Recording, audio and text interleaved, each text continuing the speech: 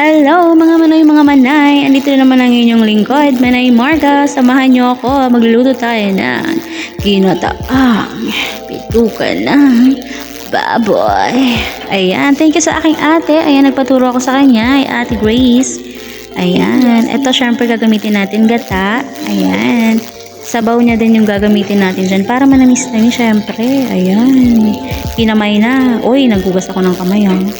Unang gata, syempre, pero ihuhuli natin yan. Yung second naman na gata, oops, eto, ayan.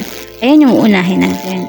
Ayan, for the tagtag na ang person, syempre, pinakuluan ko muna yan para medyo lumambot. Kasi pag hindi, sobrang parang kunat niya. So, ayan, hindi ko alam ang tawag dyan. Nasa-sale stock lang ako ni ate kasi ang sarap daw niyan eh. Parang laman lang daw ng baboy, pero lamang loob talaga siya ng baboy. Ayan, for the tagtad ang person. Ayan. Okay.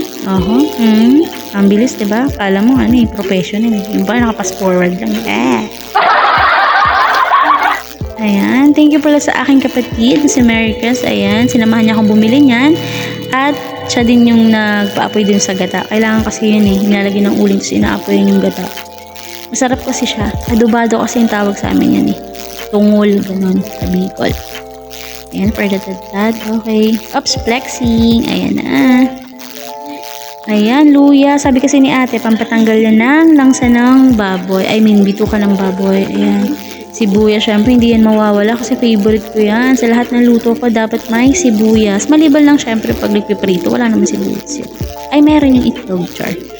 Ayan, pag may sibuyas, may bewang. Ebe. Ayan, bawang. Okay, tad. Pinipino ko lang siya. Ay, hindi talaga pala pino. Medyo ano lang kasi para mag-blend yung lasa niya. Ayan, hindi mawawala ang sili, guys. Hindi yan dapat mawala. Ayan. Dapat uubusin ko talaga yung 6 na pirasong yan. Kasi hindi kasi kaya ng kapatid ko. Ayan. So, 4 lang. Oops, tama na. Okay, very good. Sumunod ka. Ayan, flexing. Paminta. Magic. Bechi. Suka. Toyo.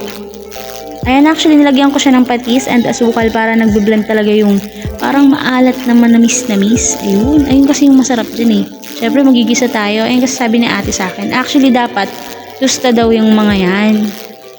Para daw masarap talaga siya kasi hindi ko na kasi maantay. Tagal kasi. Kasi ang gamit ko dyan, electric stove. Ayun din pala. Kaya ang gamit ko dyan na pang isang kotse is plastic na kutsara kasi grounded kasi yung gamit naming electric stove eh. Ayan. Baka naman kasi tumalsik ako, diba?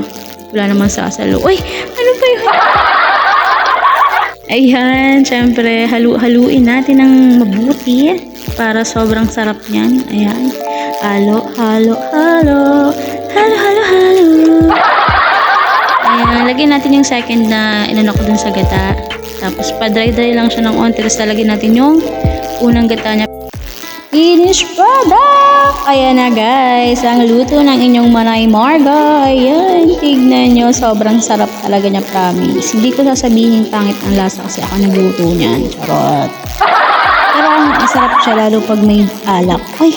Grabe naman kayo. Ayan guys. Thank you for watching.